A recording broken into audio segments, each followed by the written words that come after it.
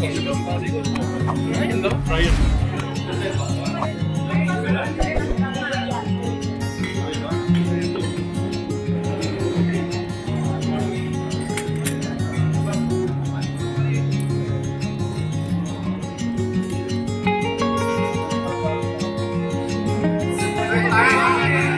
lagi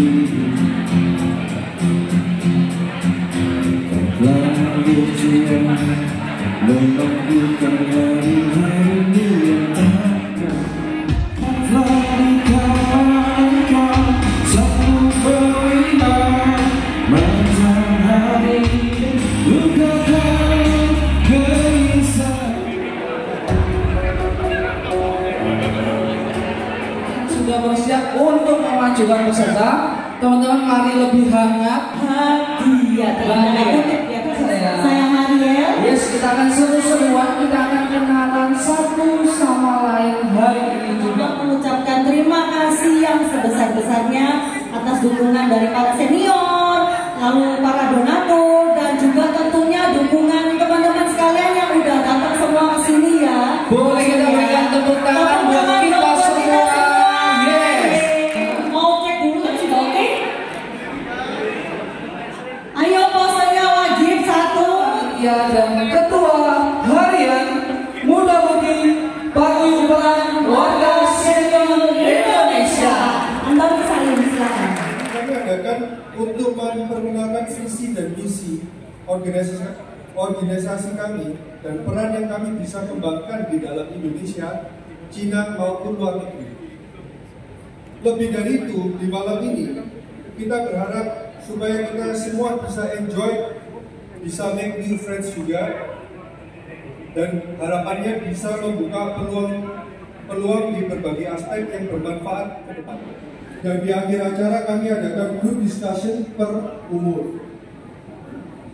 Di sini kita ingin mendalami dan ketahui gimana sih cara pengurus-pengurus kami ini bisa memfasilitasi atau mengayomi kegiatan-kegiatan di dalam organisasi kami.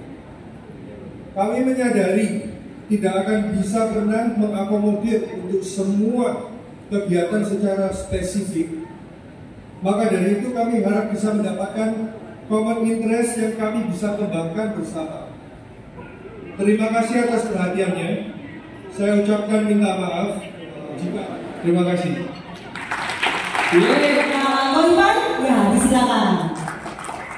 ada 165 generasi penerus bangsa Shenyu hadir di sini. Dan hari ini mungkin ibu bapak di sini pertama kalinya tahu Siopan pakai kaos.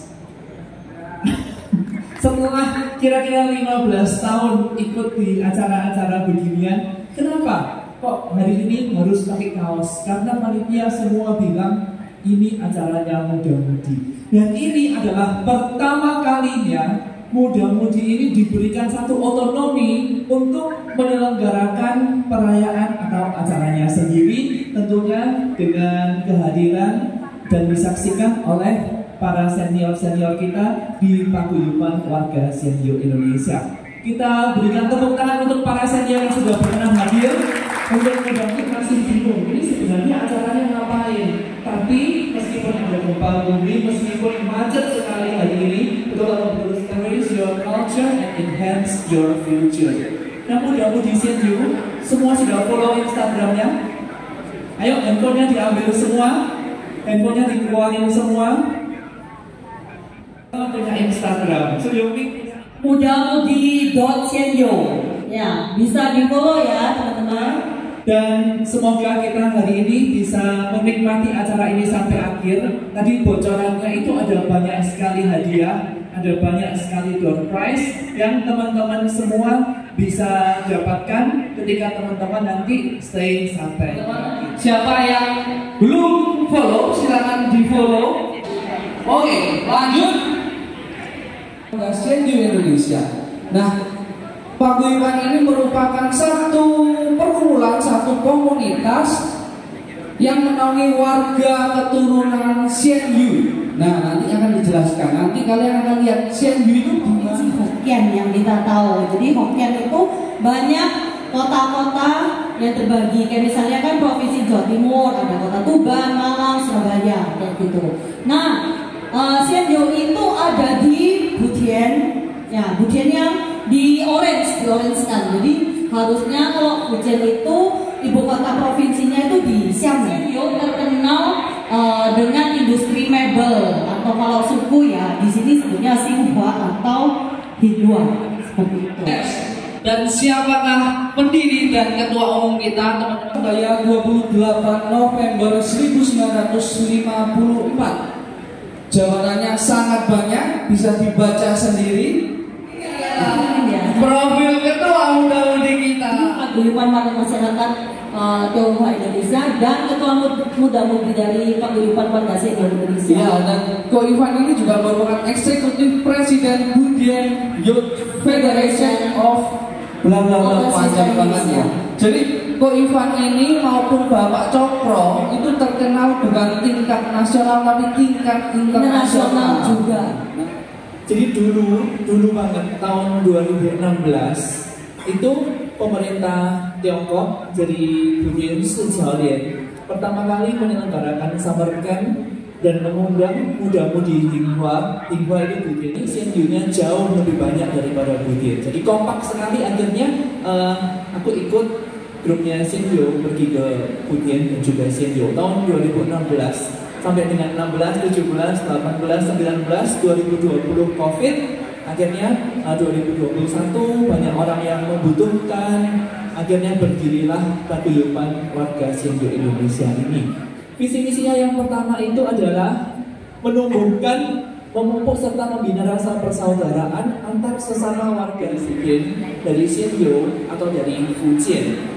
Nah, oleh karena itu kita sebagai keturunan-keturunannya yang ketiga, yang keempat, mungkin ada beberapa yang sudah generasi kelima di Indonesia, khususnya di Jawa Timur ini, kita merasa mempunyai satu kesamaan.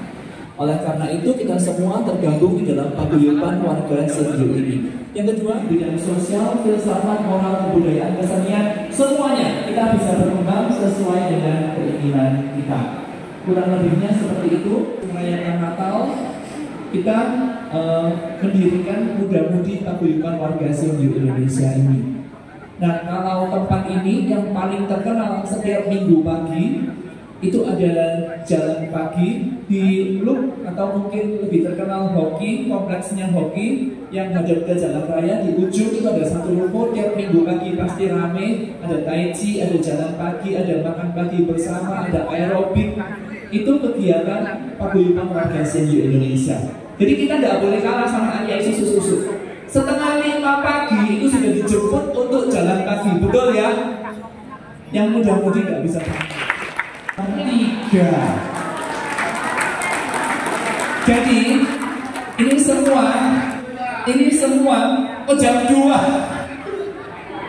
Kalau Ani Maria nggak usah tidur, nggak apa-apa. Headquarter dari Paguyuban Warga Xian Yu Indonesia. Ini tempatnya di Graha Family. Nanti akan dibangun 12 lantai gedung. Waktu itu Oktober 2021 sudah peletakan batu pertama.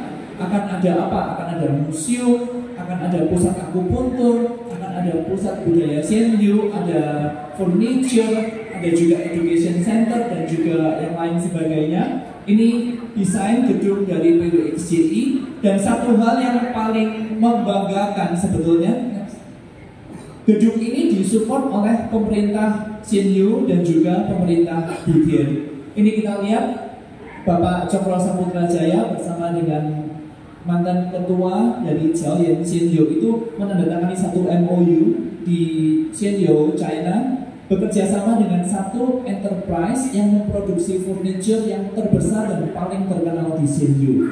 Seberapa terkenal?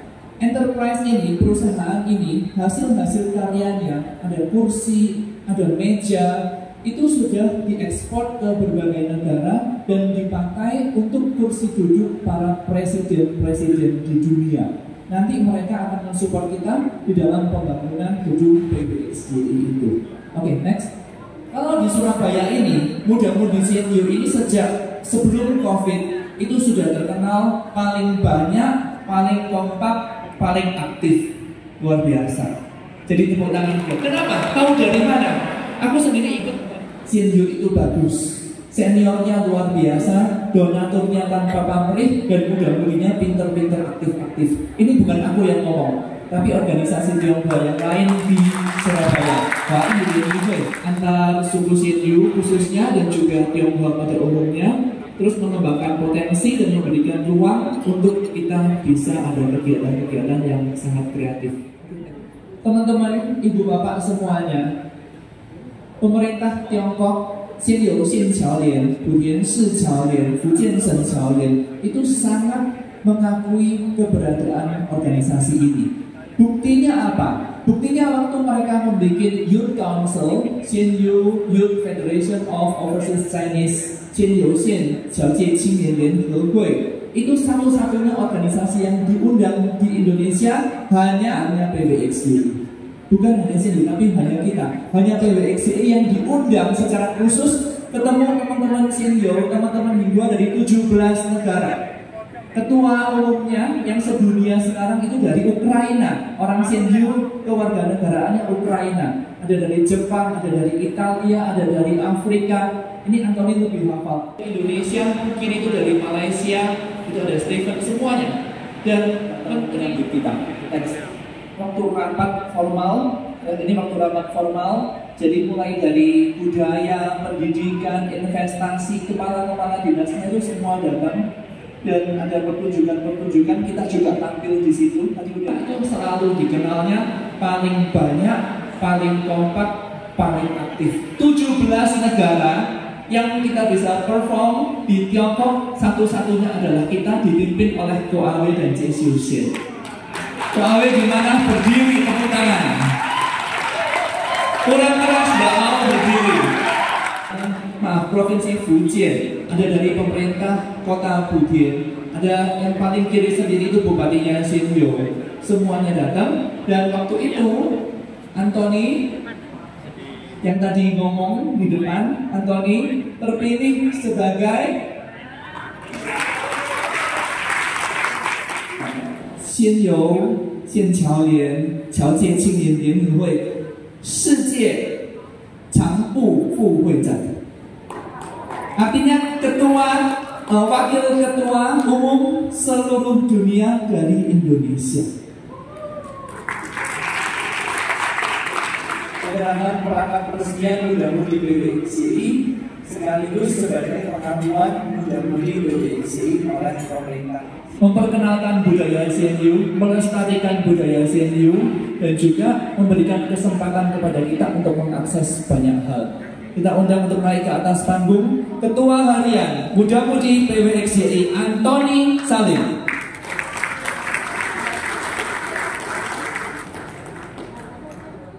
Dari negara manapun ada, yaitu pejabat-pejabatnya. Pak Cokro di depan tengah itu.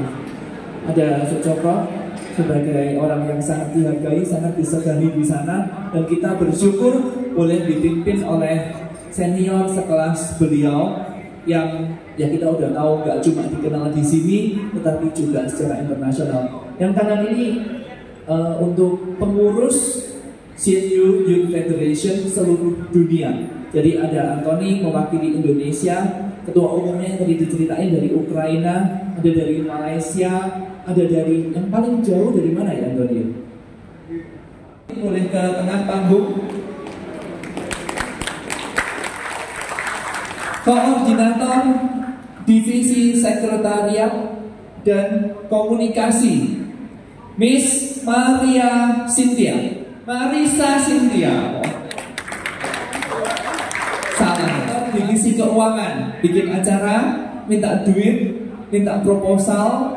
Ini Olivia Gunawan Tan. Kemudian ada Koordinator Divisi Pengembangan Organisasi dan juga Sosial, Jaka Wahyu Perdana. Itu pengembangan bisnis, cuan, Stephen Eka Halim. Wakil Koordinator dan ada juga Subdivisi Bisnis Pedal Court, Win Pratikno. Mohon maaf, malam hari ini berhalangan. Kita undang untuk naik ke atas panggung Wakil Koordinator Divisi Pengembangan Organisasi dan Divisi Sosial, Janet Weni Purnomo. Yes. Si senyumnya jangan tegang dong. Ini bersyukur dengan kenal banyak sekali teman-teman di sini, teman-teman di Budin, itu ujung-ujungnya setelah berapa tahun berselang itu bisa mengembangkan usahaku sendiri, meskipun tidak besar ya. Tetapi waktu COVID dulu tahun 2018, satu kerjaanku yang lama itu terpaksa berhenti karena COVID dan kita mengganti menjadi perusahaan yang baru yang namanya Pets and Plants itu. Kita mencari teman-teman supplier dari China, dari Taiwan. Akhirnya kita ketemu supplier dari China. Oh, melalui Alibaba, melalui Taobao, kita ketemu supplier dari China. Ketika kita sudah waktunya mau bayar, kita nggak kenal. Kita hanya kenal lewat WeChat, kita hanya kenal lewat chatting. Tolong kamu bantu aku cek company ini beneran ada atau enggak. Dia beneran pabrik atau hanya trading company? Dia benar-benar memproduksi atau hanya makelar-makelar aja? Nah, karena kita punya teman di sana, dia sangat bersedia membantu. Oleh karena itu segala hal-hal seperti ini, karena sama-sama orang mainland China, mereka bisa cek dengan sangat jelas. Akhirnya karena mereka itu bilang, Ivan ini nggak apa-apa, ini oke, perusahaannya ada beneran. Kita lewatkan dia, kita kasih tambahan ekstra fee 1-2%, kemudian dia yang bayarin ke company, dan itulah benefit dari kita bisa punya teman di sana. Semua muda-mudi yang hadir pada malam hari ini, Ganggao Club ini luar biasa, proyeknya banyak sekali. Kita bersyukur ada Stephen Eka Halim yang mau menangani ini. Big applause for Stephen. Ini Ganggao Club ya. Kalau misalnya klub badminton itu kegiatannya adalah main badminton, Ganggao Club ini kegiatannya adalah membuat bisnis plan atau bisnis proposal. Bisnis proposal ini apa? Gunanya apa? Bisnis proposal ini gunanya adalah untuk mematangkan ide-ide, kita bisa berdebat, strategi planning bersama-sama sebelum kita terjun ke bisnis, sebelum kita invest di bisnis tertentu. Contohnya 3 bagian. Nomor 1 bisnis breakdown. Ini yang paling standar ya, straightforward ya. Jadi kayak supplier-nya siapa, komisian sama teman saya. Ayo buat pabrik briket ini lumayan kalau ada peluang gitu kan. Oke, gas gitu ya. Kita lihat muda-mudi ini kan pasti paling semangat. Nggak ngerti apa-apa, pasti bisa lah. Nanti pasti ada jalan. Nah, cari mesin di mana? Oke, tinggal beli Alibaba. Cari ke Cina, berangkat. Oke, gas. Datang-datang salah mesin. Termasuk saya di sini minimalisir resiko itu ya. Belajar dari pengalaman teman-teman, pengalaman kita pribadi, kita tuh harus lebih hati-hati, lebih disiplin, lebih sabar sebelum kita menentukan untuk terjun di suatu bisnis. Nomor 2, bisnis ready to grow. Jadi existing bisnis yang mau ekspansi butuh dana pengembangan. Seperti kalau kalian yang lihat di Shark Tank misalnya, yang tahu gitu. Nomor 3 adalah learners. Learners ini maksudnya gimana sih? Jadi learners ini untuk orang-orang yang pengen dapat perspektif baru. Contohnya 3 bulan lalu sebelum saya gabung di Ganggao Club ini, saya ini kan dari backgroundnya industri pabrik sepatu, pabrik briket.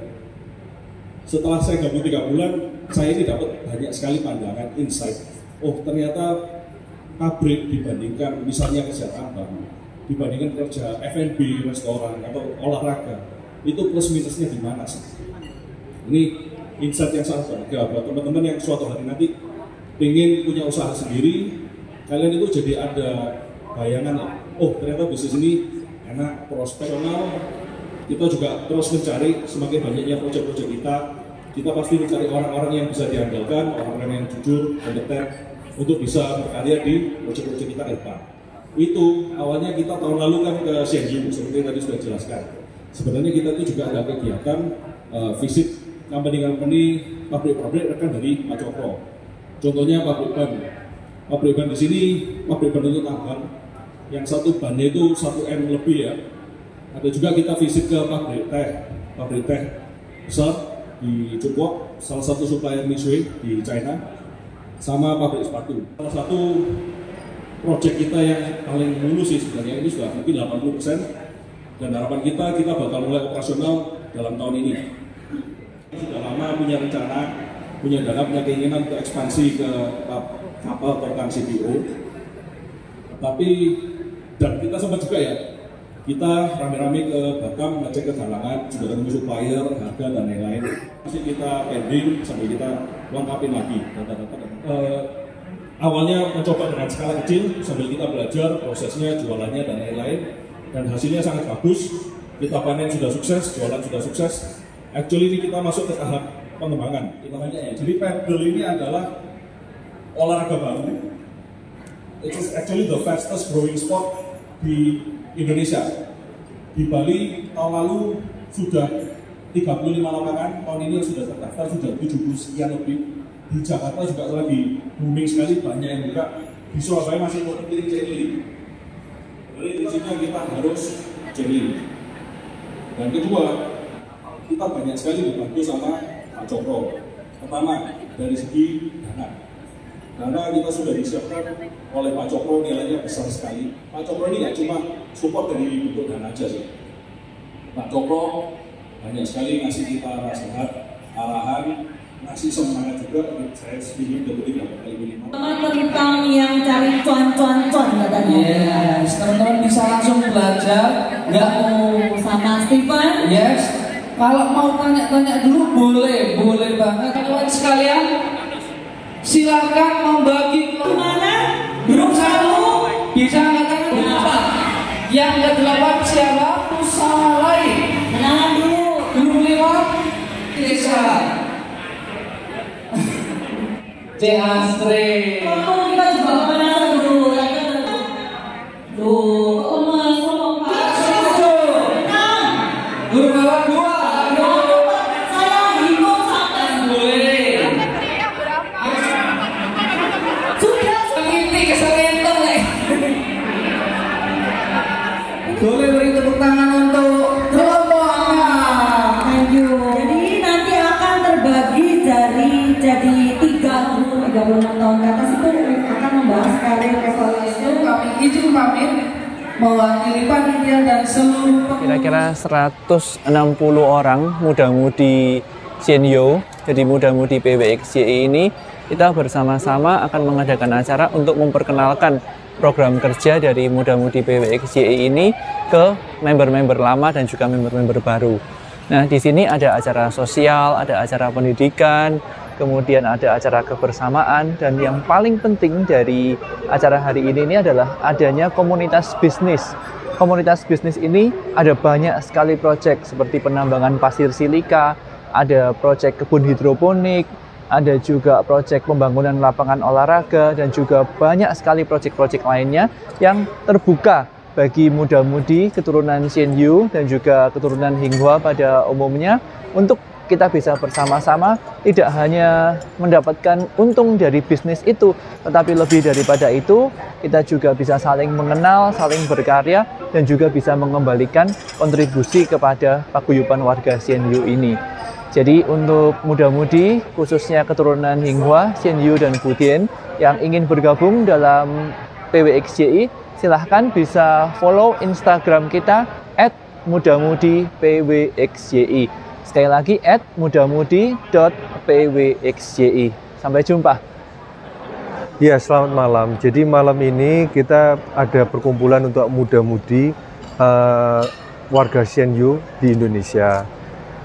Acara ini spesial karena ini acara perdana kita untuk muda-mudi. Dan kita melakukan group discussion di mana kita bisa menemukan point of interest yang bisa menyatukan kita lebih baik itu olahraga atau di seni, perkumpulan-perkumpulan yang positif di anak-anak muda ini.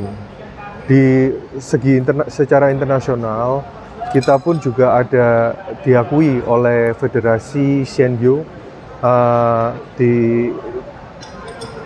untuk menjadi hubnya ya di Indonesia ini, untuk mewakili muda-mudi di Indonesia ini untuk kontribusi secara bisnis maupun kultur untuk bisa bergabung dengan mereka.